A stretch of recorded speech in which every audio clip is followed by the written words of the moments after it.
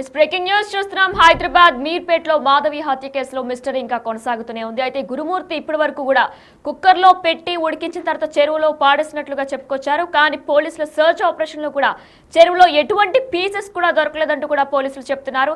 అయితే మరి ఇదే నేపథ్యంలో కూడా అసలు ఎలా చంపారు అనే కోణంలో కూడా పోలీసులు ఆయన ప్రశ్నించగా ఆయన సరికొత్తగా మరొకసారి బాత్రూమ్ లోనే పొడిచి చంపి ముక్కలు చేసినట్లు కూడా చెప్తున్నారు. అయితే ఇందులో ఏది నిజం, ఇంతకీ అసలు బాడీని ఏం చేశాడు, ఎలా చంపాడు అనే కోణంలో కూడా పోలీసులు దర్యాప్తు కొనసాగిస్తున్నారు.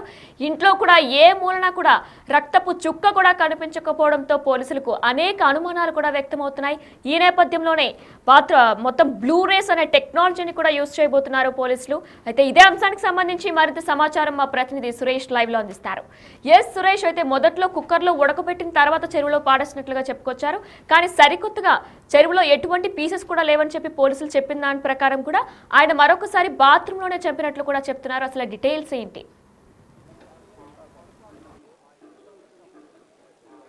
మీర్పేట్ హత్య కేసులో పోలీసులు క్లూస్ సేకరించారు. ఎందుకంటే ఆ పోలీసుల దగ్గర ఉన్నటువంటి టెక్నాలజీ ద్వారా గతంలో కేసులు ఇన్వెస్టిగేషన్ చేశారు. ఉప్పల్లో నరబలి కేసు, ఎందుకంటే ఒక రూమ్లో నరబలి చేశారు, అక్కడ మొండెం మాత్రమే మిస్ అయింది, తల వేరే చోట దొరికింది. కాబట్టి అందులో అసలు ఆ రూమ్లో మర్డర్ జరిగిందా లేదా అనే కోణంలో పోలీసులు బ్లూరేస్ అనే టెక్నాలజీ ద్వారా రూమ్ అంతా స్కాన్ చేసి అక్కడ హత్య జరిగినట్టు నిర్ధారించారు. ఆ తర్వాత ఎవరు హత్య కాబడ్డారు అనే దానిపై కూడా DNA టెస్ట్ ద్వారా బాడీని కూడా ట్రేస్ చేశారు. ఆ టెక్నాలజీనే ఇప్పుడు మీర్పేట్ పోలీసులు కూడా వినియోగించడం జరిగింది.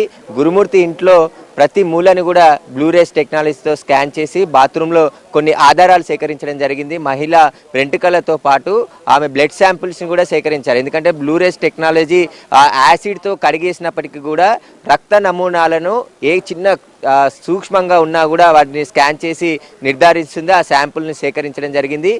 మాధవి మృతి చెందినట్టుగా పోలీసులు నిర్ధారించారు. ఇక ఎందుకంటే ఇన్ని రోజుల పాటు మాధవి మృతి చెందిందా లేదా, అసలు బాడీ ఎక్కడ వెళ్ళిందా అనే కోణంలో పోలీసులు దర్యాప్తు చేశారు. ఆ గురుమూర్తి చెప్పే సమాధానాలన్నీ కూడా పొంతన లేకుండా ఉన్నాయని చెప్పేసి కూడా పోలీసులు మొదట అనుమానించారు. కాబట్టి ఇప్పుడు మాధవి హత్య కాబడిందని పోలీసులు నిర్ధారించారు. క్లూస్ టీమ్ సేకరించిన వివరాలు, ఆధారాలు చాలా కీలకంగా కాబోతున్నాయి. ఈ కేసులో బ్లూరేస్ టెక్నాలజీ ద్వారా బాత్రూంలో స్కాన్ చేసిన సమయంలో అక్కడ ఆయన కడిగేసినప్పటికీ కూడా కొన్ని బ్లడ్ శాంపిల్స్తో పాటు మహిళా వెంట్రుకలు కూడా స్వాధీనం చేసుకోవడం జరిగింది. వాటన్నిటిని ఫోరెన్సిక్ ల్యాబ్కి పంపించడం జరిగింది. ఆ తర్వాత ఇక్కడ దొరికిన బ్లడ్ శాంపుల్లోని DNAతోని మాధవి పిల్లలు, ఆమె తల్లిదండ్రులను కూడా DNA టెస్ట్ ద్వారా చేసి ఆ తర్వాత మాధవి డెడ్ బాడీగా గుర్తించే అవకాశం ఉన్నట్టుగా తెలుస్తుంది. ఈ కేసులో టెక్నికల్ ఎవిడెన్స్ అనేది చాలా కీలకంగా ఉండబోతుంది.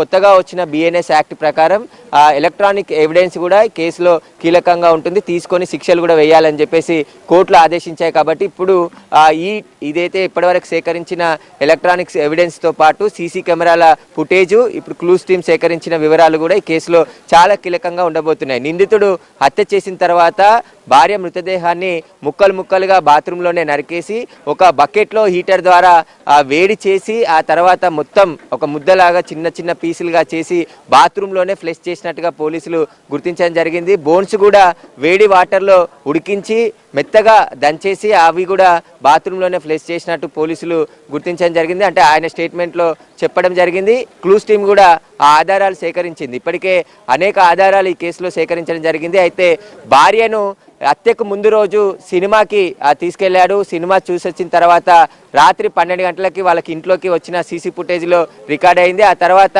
16 రాత్రి 8 నుంచి 9 గంటల సమయంలో బైక్ పై ఒక బకెట్ తీసుకొని వెళ్తున్నట్టుగా పోలీసులు సీసీ కెమెరాలో ఫుటేజ్ని స్వాధీనం చేసుకోవడం జరిగింది. ఈ ఫుటేజ్ కూడా పోలీసులకి కీలకంగా ఆధారం కాబోతుంది. ఇక ఫోన్ ఏదైతే ఫోన్ లిస్ట్, కాల్ లిస్ట్కి సంబంధించి ఇటు మాధవి ఫోను, గురుమూర్తి ఫోన్కు సంబంధించిన కాల్ డేటాను కూడా సేకరించారు. చివరిగా ఎవరితో మాట్లాడారు, మాధవి సెల్ ఫోన్ ఎక్కడ ఉంది లాస్ట్ రోజు, ఆమె చనిపోయే ముందు రోజు వరకు కూడా అని చెప్పేసి కూడా ఆ టెక్నికల్ ఎవిడెన్స్ కూడా పోలీసులు సేకరించడం జరిగింది. ప్రస్తుతం ఏదైతే క్లూస్ టీమ్ సేకరించినటువంటి మొత్తం క్లూస్ని కూడా ఫోరెన్సిక్ ల్యాబ్కి పంపించారు. ఫోరెన్సిక్ ల్యాబ్ను రిపోర్ట్ వచ్చిన తర్వాత ఆ రిపోర్ట్ని కోర్టులో ప్రొడ్యూస్ చేయబోతున్నారు. ఇన్ని రోజుల వరకు, ఎందుకంటే దాదాపు వారం నుంచి ఈ సస్పెన్స్ కొనసాగుతుంది. మాధవి మృతి చెందిందా లేదా లేదా అనే డౌట్తో పోలీసులు ఉన్నారు. కానీ ఖచ్చితంగా హత్య కాబడింది. హత్యకు సంబంధించిన ఆధారాలన్నీ కూడా గురుమూర్తి ఇంట్లోని బాత్రూంలో క్లూస్ టీమ్ సేకరించడం జరిగింది.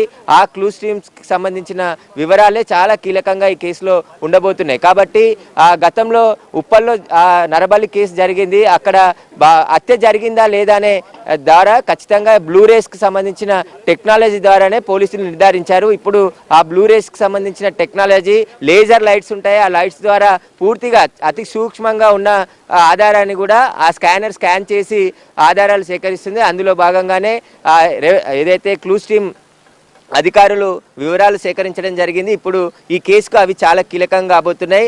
ఎందుకంటే నిందితుడు హత్య చేసిన తర్వాత తప్పించుకునేందుకే ఇలా ప్రయత్నించినట్టుగా పోలీసులు గుర్తించడం జరిగింది. ఇక నేను హత్య కేసులో దొరకను అని చెప్పేసి కూడా భావించాడు. కానీ ఇప్పుడు ఇవే ఆధారాలు పోలీసులకి చాలా కీలకంగా కాబోతున్నాయి. వారందరు కోర్టులో కూడా సబ్మిట్ చేయబోతున్నారు. కాబట్టి ఈ రోజు లేదా రేపు గురుమూర్తిని అరెస్ట్ చూపించి రిమాండ్ కూడా తరలించే అవకాశం కూడా కనబడుతుంది. ఇప్పటి వరకు మిస్సింగ్ కేసుగా ఉన్న ఈ కేసుని మర్డర్ కేసుగా కూడా పోలీసులు సెక్షన్స్ మార్చి ఆ తర్వాత గురుమూర్తిని అరెస్ట్ చూపించి రిమాండ్ చేసే అవకాశం కూడా కనబడుతుంది. కానీ సెన్సేషనల్గా మారిన ఈ కేసులో ఆ క్లూస్ టీము అదేవిధంగా ఆ ఫోరెన్సిక్ డిపార్ట్మెంట్ ఇచ్చే ఆధారాలే చాలా కీలకంగా ఉండబోతున్నాయి. కొన్ని ఆధారాలు కూడా ఇప్పటికే సేకరించడం జరిగింది. మొదట గురుమూర్తి చెప్పే మాటలన్నీ కూడా అబద్ధాలు అనుకున్నారు పోలీసులు. కానీ ఇన్వెస్టిగేషన్ చేస్తూ పోతే ఒక్కొక్క ఆధారాన్ని సేకరిస్తూ వచ్చిన తరుణంలో ఆ ఇంట్లోనే మర్డర్ చేసినట్టుగా పోలీసులు గుర్తించారు. ఎందుకంటే మాధవి ఇంట్లోకి వెళ్ళిన సీసీ ఫుటేజ్ ఉంది తప్ప బయటికి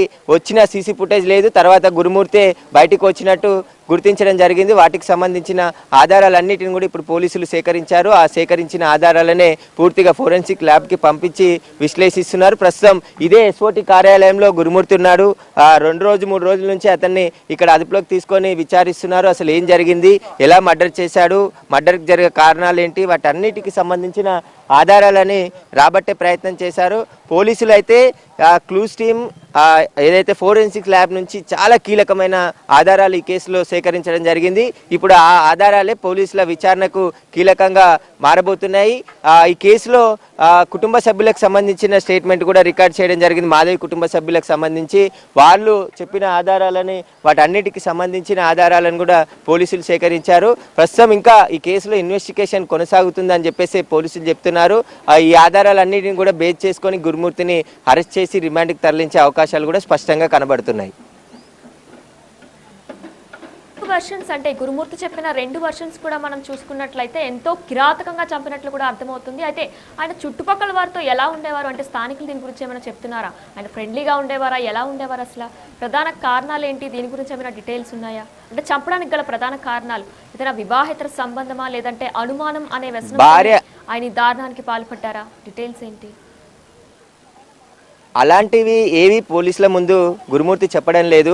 తన భార్య పుట్టింటికి పండగకి వెళ్తానని గొడవ పెట్టుకుంది. ఆ గొడవలో కారణంగానే భార్యపై దాడి చేసి క్షణిక ఆవేశంలోనే హత్య చేసినట్టుగా అతను చెప్పుకుంటూ వస్తున్నాడు. అనుమానాలు కానీ వేరే సంబంధాలు కానీ ఏవి కూడా లేవనే ఆ గురుమూర్తి పోలీసుల ముందు చెప్తున్నట్టు తెలుస్తుంది. వాటికి సంబంధించి ఆ అత్తగారింటికి భార్య వెళ్తాన్న సమయంలో తనను పంపించకుండా తన సోదరింటికి తీసుకెళ్ళి ఇక్కడే పండగ చేసుకుంటామని చెప్పేసి చెప్పడంతోనే ఆ మాధవి అక్కడి నుంచి నేను వచ్చేస్తాను, నేను ఇక్కడ పండగ చేసుకోను అని చెప్పేసి కూడా ఇద్దరు కూడా పిల్లల్ని ఆ గురుమూర్తి సోదరి ఇంట్లోనే పెట్టేసి వాళ్ళిద్దరు రావడం జరిగింది. ఆ తర్వాత పంజాగుట్టలో భార్యను సినిమాకి తీసుకెళ్ళాడు. ఎందుకంటే ఒక సినిమాకి కూడా తీసుకెళ్ళి ఆ సినిమా చూసిన తర్వాత రాత్రి ఇంటికి 12 గంటల సమయంలో 14వ తేదీన వచ్చారంటున్నారు. ఆ 14వ తేదీన 12 గంటలకు వచ్చిన సీసీ ఫుటేజ్ను కూడా పోలీసులు స్వాధీనం చేసుకోవడం జరిగింది. ఆ సీసీ ఫుటేజ్ తర్వాత ఇంట్లో నుంచి మాధవి బయటికి రాలేదు. అయితే ఆ సమయంలోనే 15వ తేదీన ఉదయం గొడవ పడి ఇద్దరు ఆ గొడవ పడ్డ తర్వాత భార్యని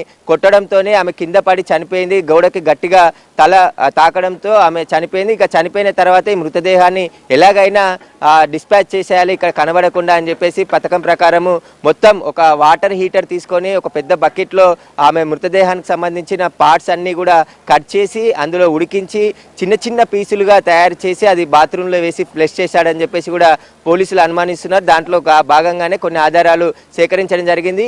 ఆమె బొక్కలు కూడా ఏదైతే మాంసం తీసేసిన తర్వాత బొక్కలని కూడా వేడి వాటర్లో ఉడికించిన తర్వాత ఆ బకెట్లో నుంచి తీసి వాటిని కూడా పూర్తిగా ఆ చిన్న చిన్న ముక్కలుగా చేసి వాటిని కూడా బాత్రూంలో వేసేసినట్టుగా పోలీసుల దర్యాప్తులో ఆయన చెప్పినట్టు తెలుస్తుంది. కాబట్టి దీని ఆధారంగా పోలీసులు బాత్రూంలో అనేక క్లూస్ని సేకరించడం జరిగింది. ఇల్లంతా కూడా ఆయనకి పండగ సమయం కాబట్టి ఇంటి చుట్టుపక్కల ఎవరు లేకపోవడం, ఆ ఇంట్లో కూడా 4 పోర్షన్లలో కూడా ఇంటి ఓనర్తో సహా ఎవరు లేకపోవడంతో ఆయన 2 రోజులు కూడా ఈ పనంతా చేసినట్టు సులభంగా చేసుకోగలిగాడని చెప్పేసి కూడా పోలీసుల దర్యాప్తులో తేలింది. కాబట్టి ఇప్పుడు ఆ గురుమూర్తిని అరెస్ట్ చేసి రిమాండ్కు ఈ రోజు తరలిస్తారా రేపు తరలిస్తారా అనేది కూడా పోలీసులు ఇంకా స్పష్టత ఇవ్వలే. ఖచ్చితంగా పోలీసులు అరెస్ట్ చేసిన సమయంలో ఈ కేసుకు సంబంధించిన పూర్తి ఇన్వెస్టిగేషను ఆధారాలను అన్నిటిని కూడా వెల్లడించే అవకాశం కనబడుతుంది. ప్రస్తుతం మాదేవి మృతి చెందినట్టుగా పోలీసులు నిర్ధారించారు. ఎందుకంటే ఇన్ని రోజుల పాటు మాదేవి చనిపోయిందా లేదా అనే దానిపైనే సస్పెన్స్ కొనసాగింది. కాబట్టి 2 రోజుల క్రితం సేకరించిన క్లూస్ టీమ్స్కి సంబంధించిన ఆధారాలతో భార్యని గురుమూర్తి హత్య చేశాడని చెప్పేసి పోలీసులు గుర్తించారు. ఈ హత్యకు కారణం కూడా ఆ చిన్నపాటి గొడవనే. ఎందుకంటే గత కొద్ది రోజుల నుంచి కూడా భార్యని పుట్టింటికి పంపించకుండా గొడవ జరుగుతుంది. గత 5 సంవత్సరాల నుంచి ఇద్దరి మధ్య చిన్న చిన్న గొడవలు జరుగుతున్నాయని చెప్పేసి కూడా కుటుంబ సభ్యులు కూడా చెప్పారు. కానీ గురుమూర్తికి సరైన మర్యాద అక్కడ ఇవ్వకపోవడంతోనే నేను వెళ్ళట్లేదు అని చెప్పేసి, అయినప్పటికీ కూడా భార్య ఒత్తిడి చేసి అక్కడికి వెళ్దాము అని చెప్పి పండగకి తీసుకెళ్లాలని ఒత్తిడి చేయడంతోనే గొడవ జరిగింది. ఆ గొడవలో భార్యని బలంగా కొట్టడంతో ఆమె చనిపోయిందని చెప్పేసి కూడా ఆయన పోలీసుల ముందు స్టేట్మెంట్ ఇస్తున్నారు. కాబట్టి ఖచ్చితంగా పోలీసులు ఈ రోజు లేదా రేపు ఈ కేసుపై స్పష్టత ఇచ్చే అవకాశం కనబడుతుంది. Right, thanks for the details Suresh. Yes, Hyderabad Meerpet హత్య కేసులో మాధవి హత్య కేసులో మిస్టరీ ఇంకా కొనసాగుతూనే ఉంది. అయితే మాధవిని ఎలా చంపాడు అనే దానిపై ఇంకా గురుమూర్తి క్లారిటీ ఇవ్వలేదు. 2-3 వర్షన్లు చెప్తూ వచ్చాడు. మొదటగా కూడా కుక్కర్లో పెట్టి ఉడికించిన తర్వాత చెరువులో పాడేసినట్లుగా కూడా గురుమూర్తి చెప్పుకొచ్చారు. అయితే సర్చ్ ఆపరేషన్లో చెరువులో మొత్తం సర్చ్ ఆపరేషన్ పోలీసులు నిర్వహించారు. ఈ నేపథ్యంలో కూడా చెరువులో ఎటువంటి బాడీ పార్ట్స్ కనిపించలేదంటూ కూడా పోలీసులు చెప్తున్నారు. అయితే మరొకసారి గురుమూర్తిని అదుపులోకి తీసుకొని దర్యాప్తు కొనసాగించగా కూడా ఆయన సరికొత్తగా మరొక వర్షన్ చెప్తున్నారు. బాత్రూమ్ లోనే కోసి చంపి మిగిలిన పీసెస్ అన్నింటినీ కూడా ఫ్లష్ చేసినట్లు కూడా ఆయన చెప్తున్నారు. అయితే ఇందులో ఏది నిజం, ఇంతకీ బాడీని ఏం చేశాడు అనే కోణంలో కూడా పోలీసులు దర్యాప్తు కొనసాగిస్తున్నారు. అయితే పంజాగుట్టలో సినిమా అనంతరం కూడా వీళ్ళిద్దరి మధ్య కూడా వాగ్వాదం చోటు చేసుకున్న నేపథ్యంలో, చిన్న గొడవ జరిగిన నేపథ్యంలో కూడా వెంటనే మాధవిని తోసిన నేపథ్యంలో కూడా ఆవిడ అక్కడికక్కడే మృతి చెందారు. ఈ నేపథ్యంలో డెడ్ బాడీని ఆయన ఏం చేశాడు అనేది కూడా ఇప్పటికీ కూడా ప్రశ్నార్థకంగానే మిగిలి ఉంది. అయితే పిల్లలు కూడా మాకు అసలు ఏం తెలీదు, మేమే నాన్నను వచ్చి అమ్మేది అంటూ కూడా వారు అడుగుతున్నట్టు సందర్భం కూడా నెలకొంది. అయితే పిల్లలకి అసలు మాధవి చనిపోయిందనే విషయం కూడా ఇప్పటి వరకు తెలియదు. నాన్నే మాధవిని చంపినట్లు కూడా, నాన్నే అమ్మని చంపినట్టు కూడా ఇప్పటి వరకు వాళ్ళకి ఏం తెలియదు. అయితే ఈ నేపథ్యంలో అమ్మేది అంటూ కూడా వాళ్ళ పిల్లలు కూడా తనను అడిగినట్లు కూడా తెలుస్తుంది. అయితే పోలీసులు ప్రస్తుతం గురుమూర్తిని కస్టడీలోకి తీసుకున్నారు. ఎలా చంపాడు, అసలు బాడీని ఏం చేశాడు, అసలు ఎందుకు చంపాడు అనే కోణంలో కూడా పోలీసులు దర్యాప్తు కొనసాగిస్తున్నారు.